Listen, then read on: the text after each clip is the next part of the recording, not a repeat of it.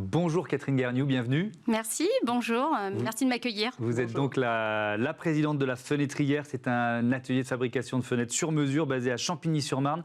Et vous avez été récompensée pour votre stratégie RSE il y a 2 ans. On en parlera, on va découvrir dans le détail pourquoi. Mais d'abord, il faut nous présenter votre entreprise. Depuis quand elle existe et puis depuis quand vous la dirigez aussi? Très bien, alors c'est une entreprise familiale qui a été créée en 84 par mes parents. Et donc, nous sommes fabricants de menuiserie, PVC, aluminium sur mesure pour les professionnels du bâtiment. Et moi, j'ai repris cette entreprise en 2005, voilà. Et depuis, aujourd'hui, nous sommes 7 collaborateurs. Ouais. Nous sommes passés à 9 après le confinement. Ouais. Et nous accueillons notre 10e collaboratrice lundi prochain. Ça, c'est une bonne nouvelle. Des entreprises qui embauchent depuis 2005, depuis que vous avez pris la tête de cette entreprise. Il y a pas mal de choses qui ont changé. Vous aviez quelle ambition, quelle idée en tête? Alors déjà, mes parents avaient eu cette idée en fait de fabriquer local. Donc j'ai rien refait, on va dire, ou rien repensé. Par contre, au moment où ils ont commencé à me céder l'entreprise, à partir en fait, là je me suis dit, il va falloir faire attention parce qu'on peut avoir une perte de compétences. Et donc très rapidement, avec Constructis, qui est un locaux en fait du bâtiment, on est parti dans une démarche compétences qui nous a permis de faire en fait un bilan de nos compétences et puis comment évoluer, comment faire évoluer en fait les salariés, l'équipe dans le métier de menuisier. Et suite à cela, je me suis intéressée à la prévention. Parce que, comme vous le savez, c'est un milieu sur lequel c'est sensible. Et donc, nous avons travaillé aussi sur la prévention. Et nous travaillons régulièrement avec des ergonomes qui viennent dans l'atelier pour... Qu'il y ait moins d'accidents, c'est ça? Pour qu'il y ait moins d'accidents. Et puis surtout...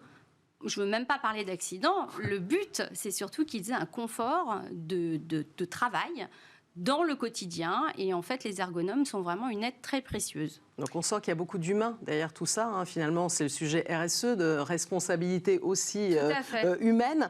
Justement, il y a cet aspect humain. Et pour ce qui est de l'empreinte carbone aussi, j'imagine, c'est quelque chose sur laquelle vous travaillez aussi. Bien entendu, parce qu'en fait, l'aspect humain, ça va avec, si vous voulez. Donc l'empreinte carbone, nous allons, alors au niveau de notre production, nous recyclons tous nos déchets, quasiment. Notre PVC est recyclé déjà depuis des années. Je crois que c'est un sujet que vous allez aussi aborder.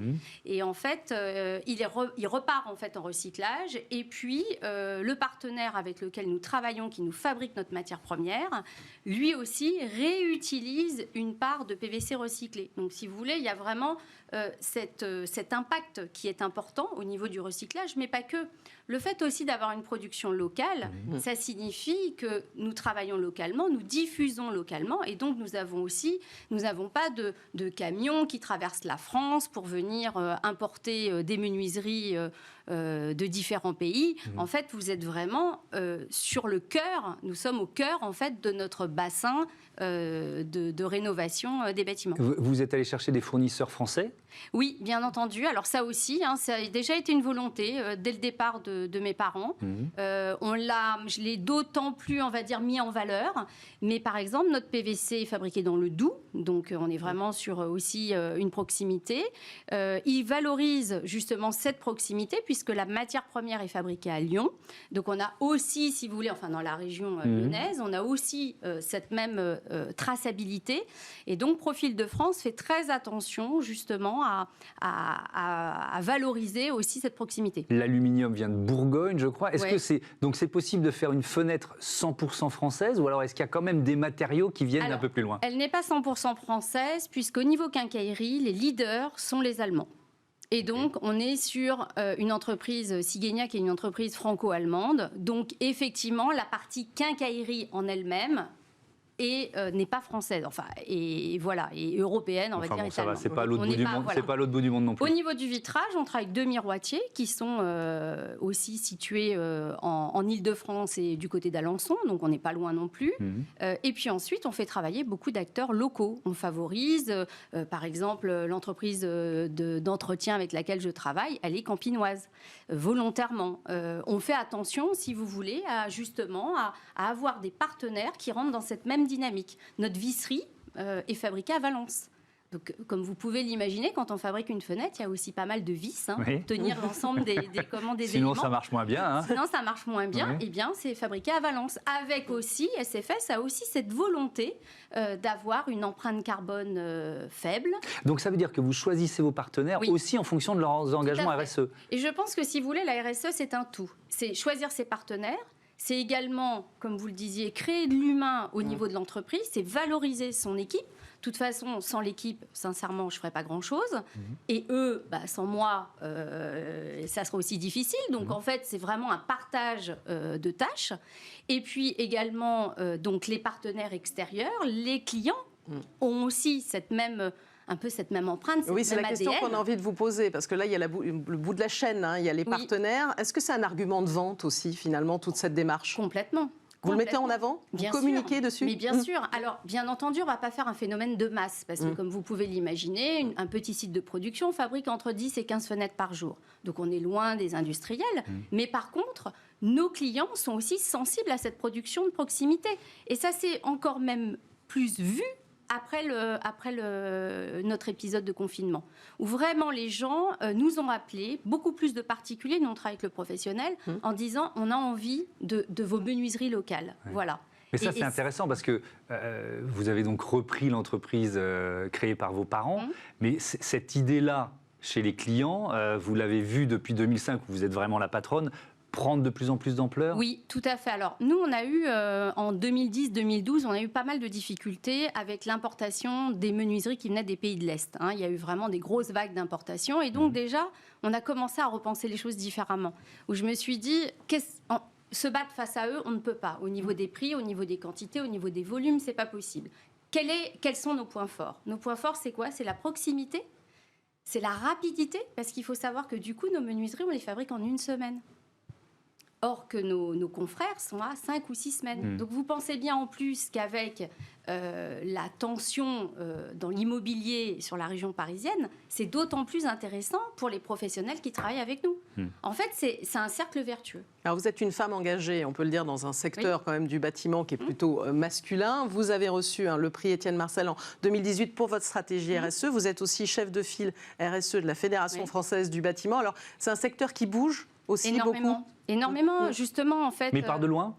Est-ce qu'il est plutôt en retard aujourd'hui ? Est-ce que vous diriez ça quand même ? Je pense qu'il est en train de rattraper son retard. Il n'est pas en retard. Il faut ne pas oublier que le bâtiment, quand même, c'est le plus émetteur d'émissions de gaz à effet de serre. Oui, justement, mais en fait, on en parle beaucoup. Et le bâtiment, depuis des années, on a quand même des réglementations thermiques qui sont fortes, qui ont un impact sur nos empreintes carbone.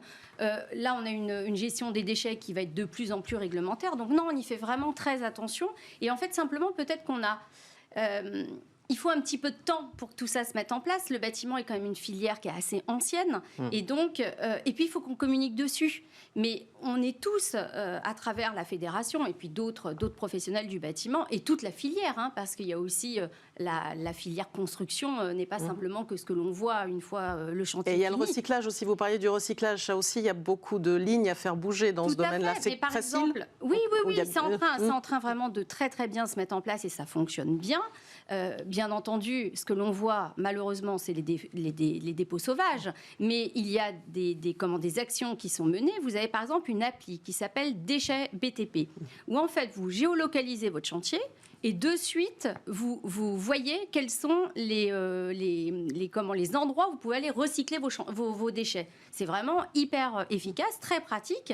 Donc, il y a plein de choses qui sont mises en place. Après, c'est aussi une volonté de chacune des entreprises. Comment vous imaginez l'avenir de votre entreprise ? Là, vous nous disiez, et ça c'est des bonnes nouvelles, que vous êtes en train d'embaucher. Quand on a cette taille-là, jusqu'où il faut grandir ? Vous voyez la question ? Alors souvent, j'ai l'image du bateau. Vous voyez, on est un voilier. Voilà, on n'est pas tout petit, on n'est pas non plus le petit optimiste, mais on est un bateau de petite taille qui est très agile. Par contre, il est certain que les vagues, ou en tout cas le vent peut nous déstabiliser un peu plus qu'un gros paquebot. Oui. Enfin, on a vu des Titanic sombrer aussi. Donc, on a vu des Titanic sombrer, vous avez raison.